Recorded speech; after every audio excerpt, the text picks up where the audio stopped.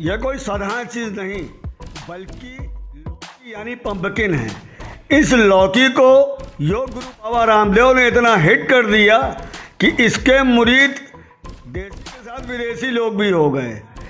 हम आपको एक ऐसे देसी विदेशी मिक्स व्यक्ति से मिलवाते हैं जो भले ही दिल्ली में रहकर वहाँ बर्गर और पिज्ज़ा खाते हों, लेकिन जब वो चित्रकूट आते हैं तो यहाँ की वादियों में उन्हें केवल लौकी की बर्फी ही भाती है। और ऐसा एक बार नहीं बल्कि 2 बार हुआ और उन्होंने दिल्ली में मंगाकर भी लौकी की बर्फी खाई। चित्रकूट में इस तरह की अनेक कहानियाँ छिपी हुई हैं।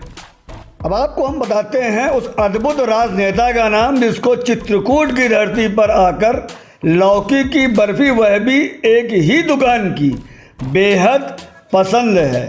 यह राजनेता हैं कांग्रेस के अध्यक्ष राहुल गांधी, जो इस समय वैसे तो शांत दिखाई पड़ रहे हैं, लेकिन इनके शौक अजीबोगरीब हैं। वैसे इनके शौक उनको नहीं कह सकते हैं, क्योंकि जो इनके सलाहकार इनको लगातार सलाह देते हैं ये वैसे ही करने लगते हैं। कभी ये मंदिर जाते हैं तो जाकर वहाँ पर भिन्न भिन्न देवताओं के पास आशीर्वाद मांगते हैं कि मुझे प्रधानमंत्री बना दो। कभी ये मस्जिद में जाते हैं तो वहाँ पर दुआ करने लगते हैं। कभी ये चर्च में जाते हैं तो वहाँ पर भी अपने आप को प्रधानमंत्री बनने के लिए बार बार प्रेयर करते हैं। जब कभी इन्हें गुस्सा आता है और लोग इनकी नागरिकता या धर्म पर सवाल उठाते हैं तो ये खोलकर जनेऊ भी दिखा देते हैं। ऐसा करने वाले भारतीय राजनीति के ये इकलौते राजनेता हैं। वैसे कांग्रेस के इस दिग्गज 50 साल पर युवा नेता की एक खासियत यह भी है कि मंदिर में जाकर दुआ कर लेते हैं और मस्जिद में जाकर प्रणाम कर लेते हैं।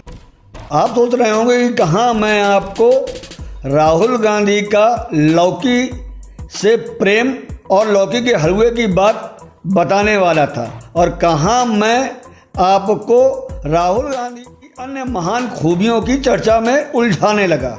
तो सुनिए, राहुल गांधी चित्रकूट में पहली बार फरवरी 2005 में आए। वह यहाँ पे राष्ट्रीय अधिवेशन में भाग लेने आए थे।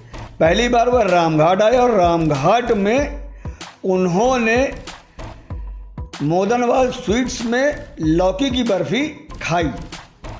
यह तो रही लौकी की बर्फ़ी की कहानी। अब आपको हम बताते हैं कि लौकी की बर्फ़ी खाने के पहले चित्रकूट में राहुल बाबा ने क्या क्या और किया। वह चित्रकूट में कामतानाथ प्रमुख द्वार पहुँचे। यहाँ पर पहुंचकर उन्होंने आशीर्वाद लिया।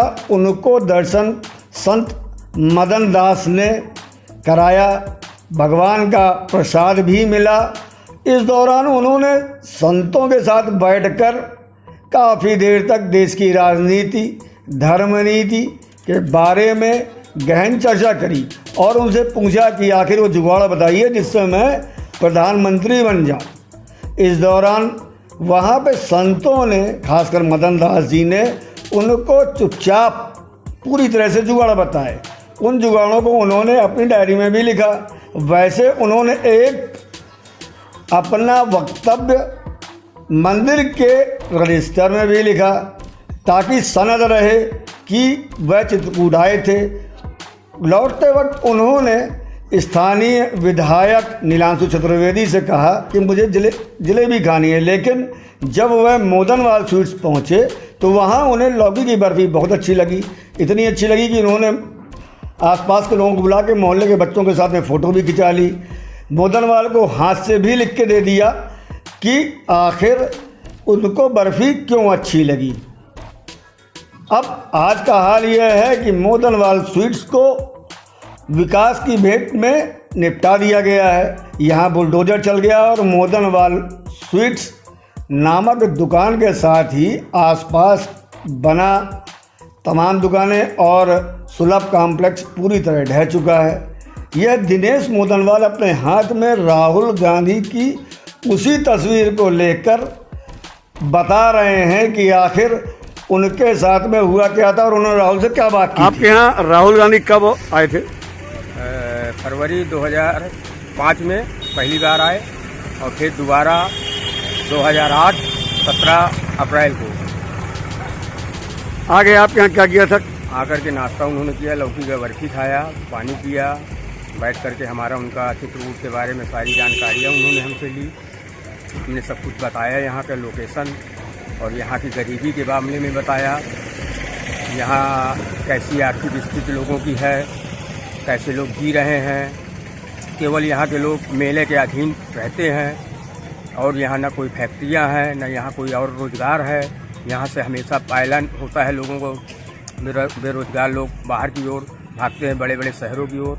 यहाँ केवल तीर्थ है, जब मेला होता है तभी यहाँ के लोगों के पास आमदनी है, नहीं तो इनके पास कुछ नहीं है।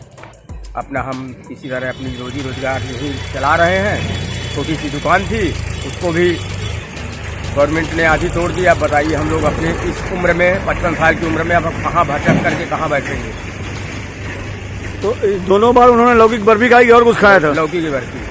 अच्छा, तो और उन्होंने आपके लिए कुछ संदेश दिया था? कुछ और हमको उन्होंने अपने दिल्ली बुलाया था। मैं उनके पास दिल्ली भी गया हूँ, मिला हूँ उनसे। वहाँ पर राजा राम जी त्रिपाठी मेरे साथ गए हुए थे, सतना जो जिला अध्यक्ष उस समय थे, वो भी मेरे साथ थे और 2-3 लोग थे, हम लोग सब लोग। आपको लिख के भी कुछ दिया था? शुभकामनाएं मुझको दिए है, अपना पूरा एड्रेस दिया था, अपना व्यक्तिगत नंबर भी दिया है मुझको उन्होंने। अभी आपकी बात होती है कभी? अभी कभी कभी हो जाती है। अच्छा, तो आप उनको यहाँ का समाचार देते रहते हैं? हाँ हाँ। अभी आने का तो नहीं है चित्रकूट? अभी का ऐसा कुछ नहीं। अब बड़ी बात यह है कि दुकान गिर चुकी है और यहाँ पर मिठाई बनना बंद हो चुका है। इसको लेकर जब वरिष्ठ कांग्रेसी नेता से बात की गई तो उनका जवाब कुछ इस प्रकार था। गंगा बह रही है तो उस पर अतिक्रमण में तोड़ा गया है, तो उनमें तमाम ऐसी भी जगहें टूट गई हैं जहाँ पर हमारे तमाम वरिष्ठ लोग आए, कभी चित्रकूट घूमने। राहुल जी भी एक बार आए थे, उनका यहाँ शिविर चला था राष्ट्रीय रामायण मेले में, तो उन्होंने दिनेश मोदनवाल के यहाँ लौकी की बर्फी खाई।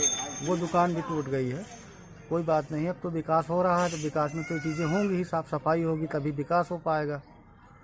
तो अब आगे अगर कभी हमारे बड़े वरिष्ठ नेता आते हैं तो हमारे यहाँ एक बाज़ार है खोही में, जो अनादिकाल से चली आ रही है, बहुत पुरानी बाज़ार है, हम उनको वहाँ उपलब्ध कराएंगे। ये तो सब होगा आगे, जैसा भी है देखा जाएगा। फरवरी 2005 में चित्रकूट में कांग्रेस की राष्ट्रीय कार्य समिति की बैठक होती है। यहाँ पर राहुल गांधी आते हैं और राहुल गांधी पहली बार यहाँ पर मोदनवाल स्वीट्स में आकर लौकी की बर्फी खाते हैं।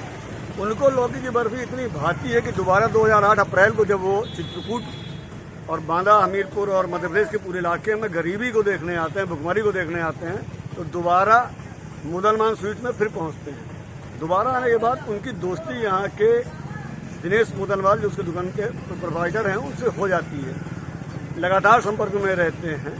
लेकिन अब सबसे बड़ी बात यह है कि जब अतिक्रमण के नाम पर इनकी दुकानों को साफ कर दिया गया है, तो अगर राहुल गांधी चित्रकूट आए, अब लौकी की बर्फी वो कहाँ पे खाएंगे?